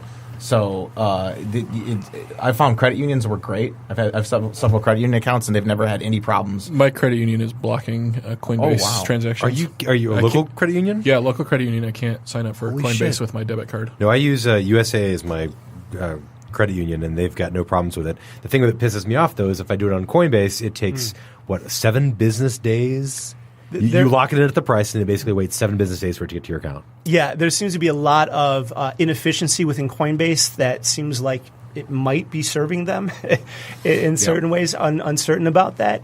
But I because of that, I think that the market is ripe for other fiat gateways, other U.S. dollar to cryptocurrency gateways to come into existence. One of those kind of gets at the taxation issue, and if they're able to actually get that gateway, it's called Ethos. That on their app, not only will you be able to, if they do follow through with this, because a lot of people have been promising this, but if you are able to use U.S. dollars to purchase it, that they will also keep track of all your taxes for you, whether you're trading, exchanging, or making purchases through that Ethos wallet. So a lot of people have been pouring a lot of money into that project. So if I go, that sounds like a great project, because right now I'm totally lost. Like, I have no idea how much tax burden I've just created for myself in the last year. Right. So I'm just kind of... Maris, stop listening. So what do I need to go sign up then on one of these sites? Like, are there any documentation I need? I mean, what's a good way to keep it secure? Like, good passwords? Like, what's the kind of... We know where we're going. Now what do we need when we get there? There's a lot. So, again, if you're going with Coinbase, the easiest way to start, and one of the reasons why a lot of people use Coinbase is that they had their, I believe Coinbase is also FDIC insured for their U.S. dollar amounts, not the cryptocurrency. Gemini is true with the same thing. So if you have your money in USD on either of those, that U.S. dollars is FDIC insured. You need to make sure that you have your username and your password. You have to let people know where you live. So this is called Know Your Client and anti-money laundering. So just like at a bank, you have to have your ID. Yeah, the KYC is huge. Exactly. Because this is where the governments get very much concerned that people will not be paying taxes. Then also I really recommend a password manager, because you don't want to go Love Mom 123 as your password. Hunter 2. Exactly. Password 1. Password 2. You're right. Random computer-generated passwords becomes very important, and then also working with two-factor identification that isn't used through a text message, that it is used through an app like Google Authenticator or Authy. That's a kind of a basic level of security that you're going to want to use. And notice even that Duo Security supports. So I downloaded Duo because I already use it at work, and I put all my accounts in there as well. Oh. Exactly. Then if you're going to move off of Coinbase, because Coinbase does have vaults that are supposedly relatively secure, most people who've been in the space for a long time will start to manage their keys themselves. So things like a Ledger or a Trezor hardware wallet for the coins that are supported by that are kind of the gold standard for keeping your own cryptocurrency. So what is it, like a USB stick? It's like a USB stick that your keys only live on that device. And you would plug it into a computer, but it basically cannot be hacked, because all the device is doing is signing your transactions, like saying, yes, Nuri's spending this money, or yes, Nuri's sending it over here. And if the device itself was to ever get broken or lost, you also have a set of words that you've written down that's called your seed phrase that can then be used to get all your keys back. This situation is much better than it used to be when we first started. So I recommend everybody who's starting to store any significant amount of money, maybe say over $1,000, to buy a hardware wallet. Yeah. Well, once I got to 10,000, I went ahead and bought a hardware wallet. What happened? You said, so I can lose the device. Yep. It can get broken, whatever. And as long as I have my seed phrase, I can regenerate those keys that I need. Yep, and you could even do it not from another device or a copy of that device. You could do it from other software too. So it really keeps you in control of your money. And it's to date, none of them have ever been hacked. So when I bought one, it was actually Sam who recommended I get one. And he says, do not buy one off of eBay. Why would I not buy a cryptographic device off of eBay? It's funny you mentioned that because like literally I think it was 2 weeks ago, some eBay reseller had tampered with the packaging for the Ledger hardware wallet, and he had very convincingly had a sheet of pre-generated seed words that was covered by like scratch off, like you would use with a lottery ticket. Sounds legit. Well, it looked real. It looked very real. And for somebody that doesn't know any better, they get this device, they scratch off the thing which says, here's your seed. They type it in not knowing that they're supposed to generate their own, and then they move their money over and they lost $34,000. So I would highly recommend to people, if they're buying a hardware wallet, to buy it directly from the companies that make them. Ledger is actually located in France, and there is a long wait time right now. I believe new orders won't happen until March. But again, you probably don't need a hardware wallet until you have more significant funds into the system. But they're fantastic devices. So I've had a few conversations with people, and being my start of my IT career was in the data center space. So I get a few phone calls. Hey, do you know anybody that has cheap colo? What are you doing? I want to put 10 racks up and put mining servers up. Is it still worth that to do? I mean, if you look at what you're going to pay for floor space, bandwidth, power, can you make a profit by building racks of mining servers? There are a lot of companies still offering what's called cloud mining, which is exactly that, data center hosted mining contracts.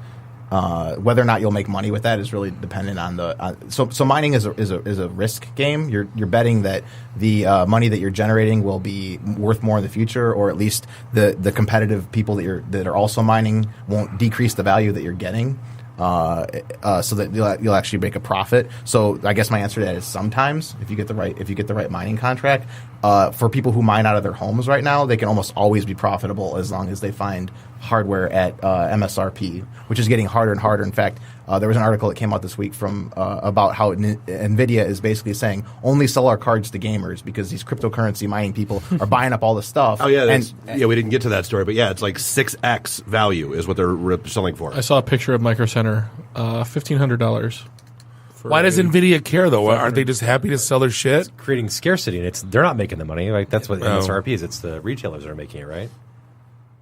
Well, yeah, so they're buying. Yeah, so like I'm always buying it from NVIDIA for $30 instead of selling it for $100. Now I'm selling it for $1,600. Right. Jeez. Well, and I know. So the whole distributed computing thing and all that. So God, was it a year and a half ago? There was a scare that was going around that, okay, well, if someone can actually gain control of 50.1% of the processing power across the network for Bitcoin, they can essentially start issuing fraudulent transactions because they can self-verify and all that stuff. So, I mean, is that real? Is that something that is now protected against? Well, it definitely is real, but at the moment, the amount of computing power being pushed out by the blockchain is more than that of a small country.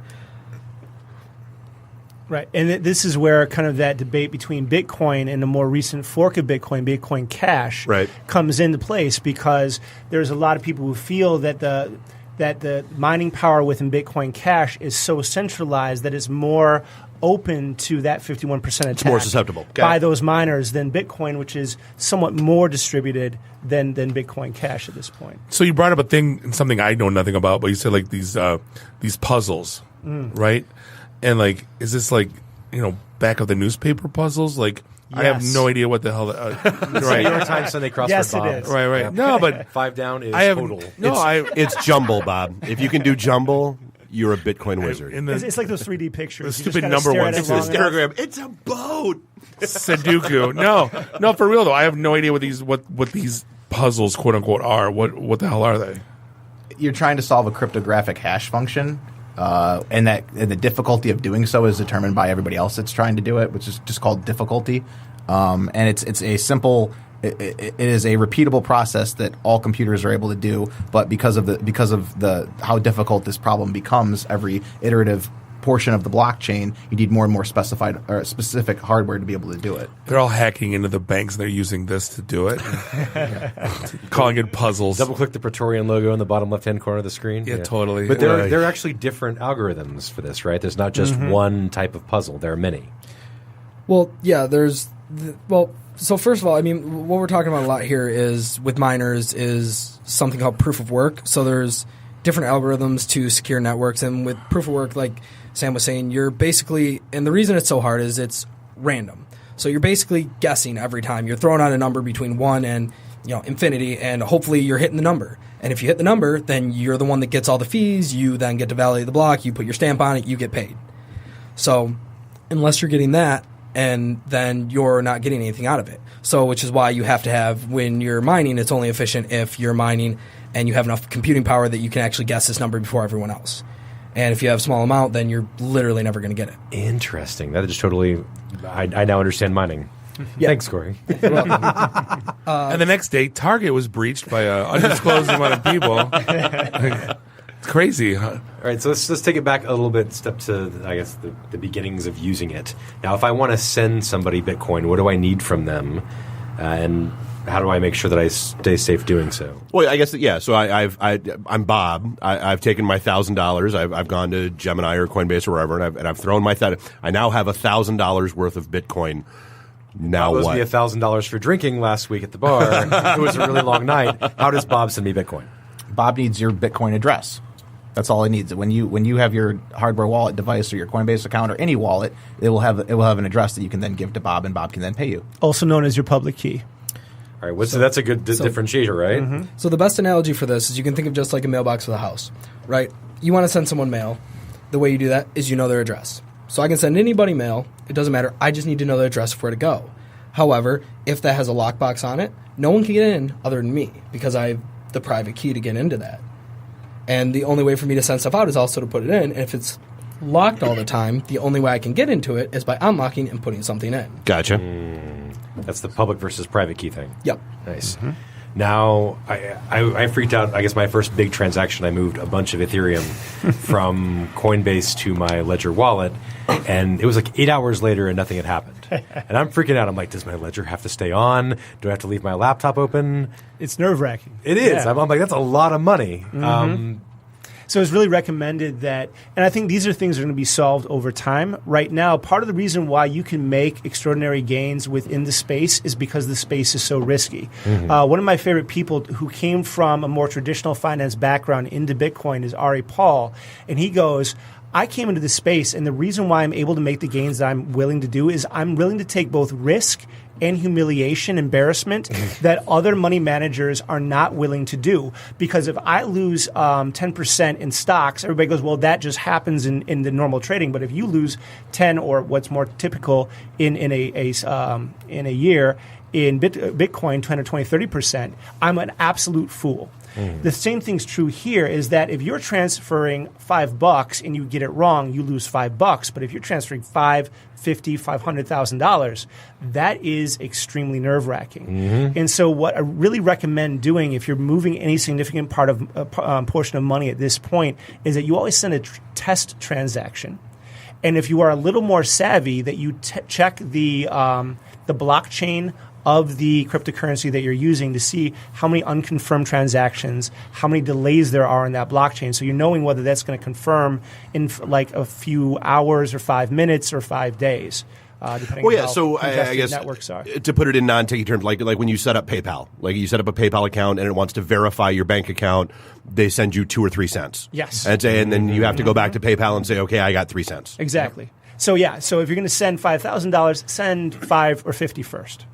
Make sure it gets there, and then you're more confident in sending the rest. So why would Subway accept Bitcoin? The sandwich place, not the travel. So you can think about it this way. So the U.S. government received or had in its possession thousands and thousands of Bitcoin when they seized the money from Silk Road. Mm-hmm. If they hadn't sold that money, they would have made billions of dollars more than they did when they sold it shortly after they had seized it. Same thing here. If you're a company that starts to maintain a cryptocurrency reserve and you believe that it's increased exponentially in price over time, you are building quite a reserve of money for that business. It can be worth those short-term fees to have a long-term store of value. So, for example, Overstock has been doing that for a while. Overstock, I think his name is Patrick Bryan, has been a big believer in cryptocurrency and has been allowing people to pay in Bitcoin and has been keeping Bitcoin in reserve. And now I think they're going to start a hedge fund. I think that's what I just heard because of the gains from there. And the Winklevoss twins, I think they bid on the money from Silk Road. Is that correct? They said that they are not going to let go of the majority of their Bitcoins ever because they only expect it to increase in price. Well, yes, I mean, and that was one of the articles that came out that we were bouncing around was about the whole ICO thing, which I'm sure we'll touch on in a sec. Was okay, so how much of this value is just sitting off the grid? Well, or theoretically on the grid, but not will never be used because it's sitting in somebody's personal hoard.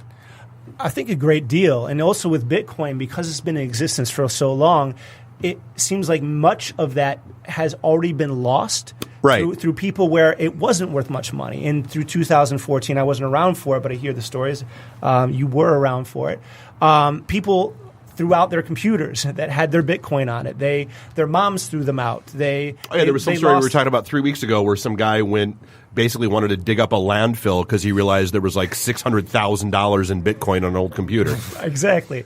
And so I think the estimates are out of the 21 million Bitcoin, there's probably about 5 million that are completely inaccessible. And then in addition to that, you have many people who will never give up the Bitcoin that they have collected because they expect it to go up in value over time. Well, yeah, because isn't that the downside? Is so I've got all my stuff on my hardware wallet and it's on me, and I get into a car accident and die. I get into a car crash and die, or whatever. Oh, that's just his USB drive. Throw that away. It's nothing. Exactly, and this is why it becomes very important to make sure that you have a way to pass on your keys, your passwords to your family, your loved ones, your spouse, and then possibly down the road, I think this has become a bigger and bigger market to then work with a lawyer who's able to take this stuff to probate because it's property, it's not currency. Right. Interesting. Yeah. For my trust, I had to come up with instructions for the executor of the trust to be able to access all of my cryptocurrency holdings, specifically to avoid probate. Just like you would with any right, because it's property, not currency. Interesting. Huh. That's crazy. But the cool thing is because it's programmable money, there's lots of ways that you could do that. You could split your seed amongst some number of people that you trust, so that like 2 of 3 or whatever has to agree. You could store it in different locations. Maybe bank deposit boxes or whatever. But you have those the options for how you want to do that. And like Brick said, there's going to come a point where a lot of companies will probably come into space to help you with your cryptocurrency asset management when you're passing it on because of the get hit by the bus problem. Right. Bob died. Time for the scavenger hunt. Good luck. We'll find a really great porn stash. And that's right. There's one underneath his customary stool at Muldoon's. Look on the bottom of the chair. It's one there. Number 3 is Earth. Pretty good. So say I get in and I make a ton of money. How do I get my money out? How do I turn that back into USDs and get it into my bank account? Well, or just, hey, I got in and this whole volatility thing is way too scary for me. How do I get out? Yeah. Exactly. The same places that you bought it are the same places that you will sell it. So you actually bought it from someone else who's in that same position. So you have to wait for someone to buy it before you can. These are active marketplaces. Okay. There's liquidity. There's people trading all the time. So you can sell at any point that you want to. Well, but you can also go through something called local Bitcoin if you would rather trade with a specific individual and they want to buy a certain amount of Bitcoin and you want to sell a certain amount of Bitcoin. So that's another possibility. So I just pulled up GDEX here. I'm going to show Bob. And I had it down. If you go to GDEX.com and look up one of the markets like BTC to ETH or USDs, there are thousands of transactions going on every minute. And when I got into this, I would sit here and I have a dual screen monitor at work. I would put one up on one side, I'd have email up on the other. And I'm like, shit, candlestick. Like that was when I first started. Now I'm like, nope, not going to watch it because it's just going to break my heart and hold. So what about the different types of trades? Now I get into this, especially if you get into more of the advanced tools. Like Coinbase isn't going to have this, but if you go to Bittrex, you may have it where there are conditional sells, there are limit sells, limit buys, conditional buys. What are the differences between them and how do I use them? So there's market buys, which are just, this is the price, give me as much. I want to buy 10 Bitcoins. Give me all, I don't care what the price is, give me 10 Bitcoins at the current rate. Then there's what are called limit buys, which are, I want to pay X for Bitcoins. If the price is this, execute this trade for this amount of Bitcoins at that price. You can do the same thing with like stop loss sells. You can say, hey, if this falls under, so Bitcoin I think is at like 10,000 something today. If it falls under 8,000, execute this sell at that point. I want out. I don't want to have it go down. See, anymore. we're back to the stock market. It's just like any exchange or any financial market. It's the same tools. Interesting. Yeah, I've never used any of those limits because I'm afraid I'm going to screw that up and dump all of my coin for super cheap. Right? So, you could also use websites like Coinigy where they do the candlesticking for you across multiple coins, and you can set up those buttons. All right, jargon. What's candlestick? So it's basically the chart type, right? So this chart basically has when people are doing, or during an interval, could be a minute, 5 minute, whatever, the more it goes up, it's green, right? And so when it goes down, it's orange usually, right? And then I never understood what the little tiny candle, the wick part was. So the wicks are where it's moved up or down below the original price, but it didn't stay there. Somebody else can probably explain that better. But yeah, essentially so the solid candles, if you're a green candle, the bottom is where it started, and the top portion of the filled candle is where it finished in that interval, where the parts extending above and below the wicks are the wicks are the total value that it's actually extended outside of the starting and ending volume. Gotcha. So, as with all this stuff, we were talking about this before, during break, especially like in the podcasting world, you get the clowns that are doing classes and the shysters and the, I'm a Bitcoin expert and, how do you avoid these assholes? I don't know how else to how does Bob avoid these assholes? I feel like you guys are good. Right. Don't listen to anyone else. Right. Besides you. Do your own research. There are really fantastic books. One is called Mastering Bitcoin. I can't vouch for any of these info products, and I know that there are a lot of bad actors, but you can get educated just like you would about any technology. Another one that I recommend all the time is Crypto Assets by Chris Bernesky, another excellent mind in the space. But a lot of times, if people are just wanting to get involved and this sounds overwhelming to them, you can just invest in Bitcoin. Just invest in Ethereum, which is another major cryptocurrency. You're going to probably do pretty well as long as the market does what people expect it to do, which is to go up over time. You don't have to get caught up in scams. You don't have to start day trading. You don't have to take up your life and spend hundreds of hours researching like some of us in the room might have done. It takes up a lot of time. So it's a very good investment. And here's the thing. If you're used to 12% being good in the stock market, the stock market's extremely boring after you are involved with the cryptocurrency space. It feels like bonds to you. You're like, oh, it went up 8%. Hey, whatever. I've always been drinking, but I just tried cocaine. pretty much.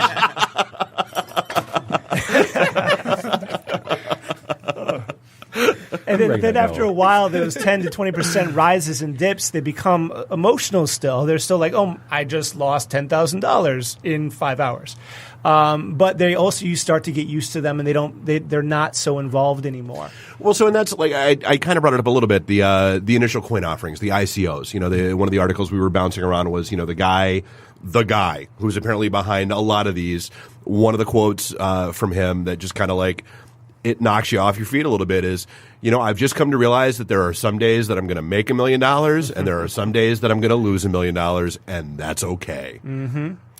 And one more time for the cheap seats. Just I guess it's a good problem to have, right? Right. Maybe not for your liver, but yeah. Yeah. Indeed. So when it comes to ICOs, this stands for initial coin offerings, and it's basically an unregulated IPO, an unregulated initial public offering. And these are likely to become regulated very soon because the SEC is paying more and more attention to many of these projects, some of which are obvious scams, right? So when you have ICOs and they're offering a 70% bonus plus a pony, there's a good chance that it might not be a legit project. Never trust the pony. No, never trust the pony. Furman, right? What's his name from Washington, who said that everyone should have a pony in their house as part of his plan? And his name is Vermin. I mean, come on. Vermin Supreme. Yes, Vermin Supreme. He's my boy. So when it comes to kind of these spaces, if you really do want to get involved in things outside of the top 20 cryptocurrency, you're going to really want to go down, like we talked about a few times, that rabbit hole and begin to do a lot of research to understand all of the things that are coming into the space. And Reddit and Twitter are not places to do this research, right? No. Well, what's interesting is about Twitter and YouTube is that you can get an idea of the sentiment and the way the winds are blowing, but they're not great for serious foundational knowledge. In fact, they will scare you. It will become they can lead you astray. But I still like to be if something's really dropped or something's really changed, I like to check Twitter to see what happened, and then I will go back and do some real research based upon that. The PewDiePie courses talking Bitcoin are excellent. You should check them out. While he's playing Call of Duty, yeah, it's amazing. To the moon! Right. So, you said top 20. We've talked about 2 or 3. So if I hop on, Coinbase or Gemini, I'll see that top 20 or I'll see 4. CoinMarketCap is kind of the go-to website. There's some other ones out there.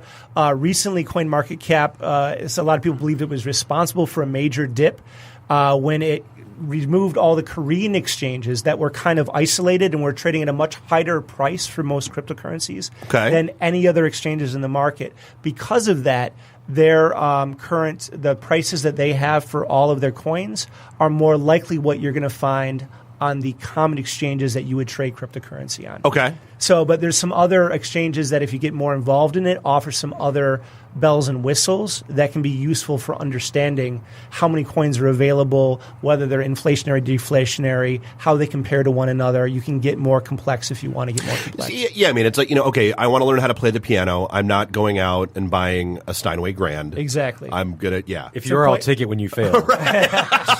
I'll move it for you even. Right. Unlike Bob's mattress, I will move it for you. So yeah, CoinMarketCap would be the place to go to check prices. Okay. Well, and like I said, and to find out what that top 20 is. I mean, because like I said, we've talked about 2 or 3 or 4, but I mean, it seems like there's a bunch out there. And how do they rank those? How does the 20 go? Well, they're by market cap, so the total amount of money related to the current supply. Is that correct for CoinMarketCap? It is the total amount of supply based on the current trading value, but it is a very misleading metric. Correct. Because a lot of the maybe for example for new coins or something, a lot of the coins may be reserved. So if you have a very limited supply, if the coin is not super liquid, and maybe I trade one coin for $100, but there's for $100 for example, but there's like millions of coins that are reserved, and suddenly it looks like I have this inflated market cap that I don't really have. So sort of like an IPO where you have reserve stock and stuff held back. Right. Okay. And that's part of the research that if you're getting deeper into the space you want to do, because if you want to buy and hold that coin for a long period of time, knowing those things is important.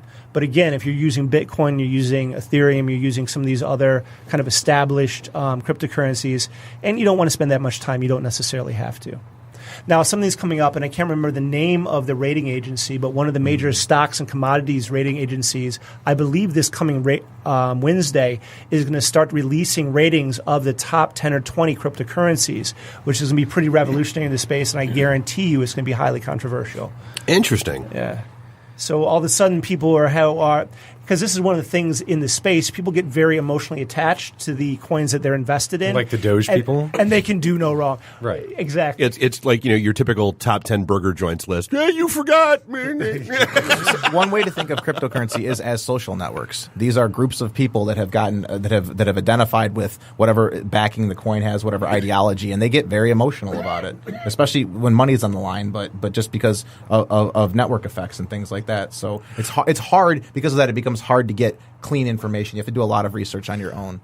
Okay, so you just mentioned something that's going to strike people as weird. Okay. Why is there an ideology behind money? Like what? What? Wow, and in the crypto space, this is actually huge because the original people who were behind Bitcoin were called cypherpunks and they're called libertarians. They are libertarians in many cases. So these are people who literally believe that if you create an alternate currency that's not controlled by any one government, that this will kind of in a way, bring down Wall Street, bring down the Fed, and allow a new day to reign. And people are extremely passionate about that idea. And because of that, there's certain cryptocurrencies that they won't invest in, such as Ripple, and they will talk bad about it all day because Ripple is, the purpose of it is, well, not originally, but it is now, to improve the efficiency of bank transactions, especially across international borders. So these individual cypherpunks will talk poorly about Ripple all day, and were completely aghast when it went from 24 cents up to $3 because they didn't believe it could happen because Bitcoin is going to rule all. Gotcha. Right. So yeah, these ideologies become very important to listen to because if you understand the ideologies and you understand the biases, that can also help you invest if you're looking for short-term or medium-term investments. And it's also what protects the value because there are people, this is tribal, and there are people that will identify with that value and they will not sell their coins. They will die with their coins. They believe in this very much. Some people have, and many years ago this started, have already completely moved to living 100% on these cryptocurrencies. They will transact with companies that accept these cryptocurrencies and they will make, because they want to support that specific network and they identify with that ideology.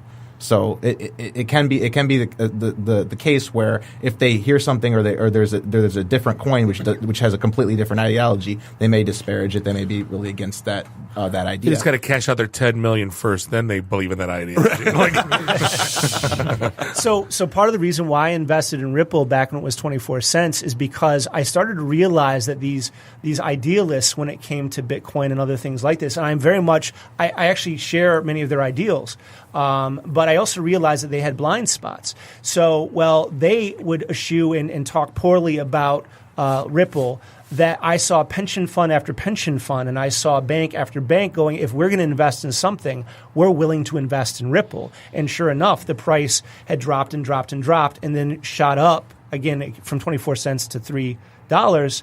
And that's a pretty nice profit. Nice. So I think what kind of scams exist out there? I know we talked briefly all about kinds. All kinds of scam. All of them. Yes. So we talked about the ledger and like having fake keys. Like, what are other ways that someone could part me with my Bitcoin erroneously? Phishing websites. So somebody's probably registered something that looks like Coinbase.com. Except with a zero. Right. Okay. Yes. That's a popular one. And they like to pay for ads on top of Google so that the first link will say it's them. It'll be a mock, but you're just giving them your password so you can give away your money. Malware. So when I have wallets, where I'm exchanging a lot between a hardware wallet and my computer, or I'm using a USB drive that's encrypted for a wallet that isn't supported by Ledger or Trezor. I have now completely wiped my old computer. I always use a VPN. I make sure I have very solid anti-malware and antivirus, and I don't use it for web browsing or porn. Wow. So it's almost having like an air-gapped computer at that point, basically, right? The best you can. And then we've talked about ICOs. There's been plenty in the space. One of the recent ones, Confito, if anybody's aware. Yep. They had an ICO. Everybody that bought in, price spiked up, gone. The owners are gone. Everybody that started was gone. It was just a nice white paper. Some put together maybe 10 pages with a couple of infographics. Looked like a project. People lost, tens of thousands, millions. Some PowerPoint slides. And, I feel like a Podcoin. I feel like we have an ideology people would follow, Bob.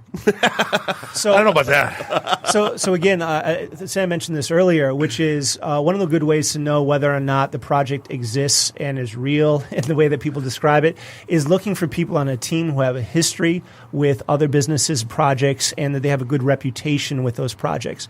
So if you want to do a basic level of research, that's a really good place to start.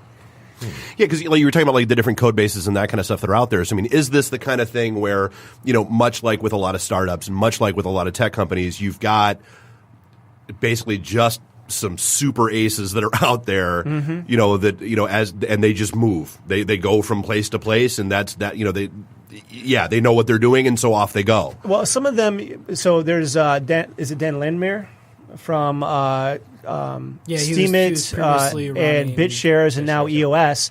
EOS is one of the most amazing projects that I will not invest in. Okay. So It's either going to be an amazing success that is going to make people a tremendous amount of money, or it is the biggest scheme ever, and I don't know which it is, but it's brilliant either way. So he created BitShares, which is the first decentralized exchange, and it actually works. So a lot of cryptocurrencies don't actually have a use case that do something yet. Okay. Then he also created Steemit, which is a blockchain-powered social network where the people who are posting on that social network can earn Steam power. Is Steam powers? Steam dollars. Steam dollars. Okay. And he's moved on from each of those projects, and it's been controversial each time that he's moved on. And now he's creating EOS, which is going to be an Ethereum competitor. Where they say that when they actually finally release, they're going to release with 1,000 applications, and it's going to be amazing. However, they're also raising almost like, so what's the total amount of money? Almost like $500 billion. Over $1 billion in their ICO. Is what they're approaching. I think I last checked, it was at 800,000. The ICO is done in about 2 months. It's been going on for like 6 months. So with all of this, it's like part of me really wanted to get in, and it feels kind of shady at the same time. Understandable. So I guess to wrap things up, we're going to go around the room real quick, and if you could tell people who wanted to get into this just like one sage piece of advice, what would it be? And we'll start with you, Sam. I would say just go slowly. Don't go buy a whole bunch right off the bat. Like, start to learn about the technology. Stick with the big established cryptocurrencies until you feel a little bit more confident. And just be advised that this could be a several year investment type thing, because it goes through cycles. I've seen enough of them. I think we're going through another one. And just use money that you're not emotionally attached to, or need to pay your rent. Exactly. Rick, what about you? I would say, again, kind of the thing that got me into this space is back when I was looking into this pretty in depth in 2011, people were saying all of the things that they're still saying today, and they're saying it 100 times a day across all of the major networks, which is it's a scam, it's a Ponzi scheme, it's not going to last, it's imaginary money, and Bitcoin survived all attempts at regulation so far. There's a good chance it's going to keep going. So if you do have money where you aren't attached to it, and again, one thing that Chris Bernesky and Ari Paul say is if you put 1% to 2% of your portfolio into a extremely volatile asset that isn't correlated to the other assets, you actually increase the stability of your overall investments. So you can actually be fairly responsible while doing something wildly insane. It's like people hedge on gold, right? So when one market's up, gold is down, and vice versa, right? So exactly. I get it. Corey, what's your sage advice? Do your own research and don't trust anyone else. I was waiting for give $1,000 to Corey. I thought we covered that earlier. My Bitcoin address is 1. But yeah, my best investments today have been off things that everybody else has disagreed with me on. And there's constantly, as we've discussed the ideologies, it doesn't matter how good the project is or how good the fundamentals are. If people are supporting something else, then they're going to find every bit of information they can to sabotage that project and to be disingenuous on the information that they put out. So don't take that. Make sure you dig really into the core, find the team, look for the research. And don't look at a white paper with a bunch of pictures and say that looks great. Look for technical documentation. Preferably stuff you don't understand, especially if you're not technical. What's up with the rotator split on this coin? Yeah, rotator splints. There was some guy, just to end on this, didn't he get arrested in New York for selling like Chuck E. Cheese tokens for like $1 million? Yes. Calling them Bitcoin. It's like, how do you even get mad at that guy? Like, yeah, that's right. I'm not even mad, bro. That's amazing. Exactly. But hey, that's going to wrap things up for episode 231 here. But guys, seriously, thank you. This was amazing. This was incredibly educational. I feel like I learned stuff. I hope our listeners have as well. Thank you for taking the time. I mean, absolutely. You guys obviously know your shit. Thanks for walking away from your computers for 2 hours. Stop watching Bittrex. Right. Yeah, exactly. Sam, Brett, Corey, seriously, appreciate the time. On behalf of Bob, Dave, and Nuri and Randy, I want you to do us all a favor. Drink up your drinks. Get your phone numbers. You don't got to go home. You just got to get the hell out of here. Drive careful. See you next week. Beat it. The emergency destruct system is now activated. Conan, what is best in life? To crush your enemies, see them driven before you, and to hear the lamentation of their women. Long live Flash! You've saved your Earth. Have a nice day. I have come here to chew bubblegum and kick ass. And I'm all out of bubblegum. Nice shooting, son. What's your name? Murphy. Make the run. The run. Game over, man. Game over. It's over, Johnny.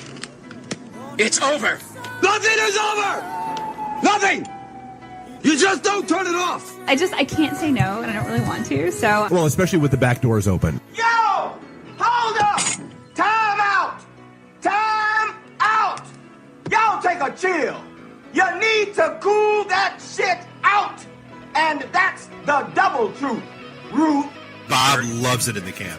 I hope this was as much fun for you as it was for me. That's why I like it in the can. Joe on the truth.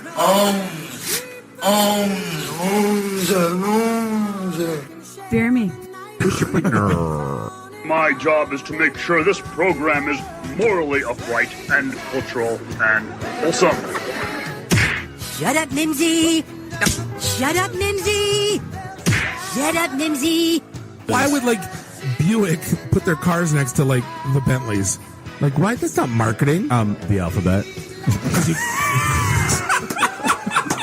It's brilliant. Yeah, I can't take that position. That analogy sucks because it's right. Because you're getting your 8-track tuned up. Are we at a break yet?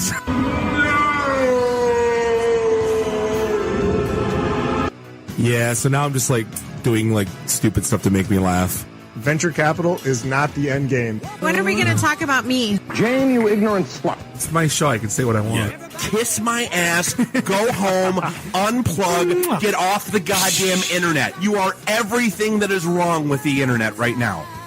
You're so white right now. I'm the whitest guy in the room. Just explain it to me. I love this city. I was banging on the wang. Really? Should we talk about this? Tag team it. Should I keep going or should I stop? Can I just say, it's been great being on a show that talks about Mickey Rooney dying for 20 seconds and then poop for 10 minutes.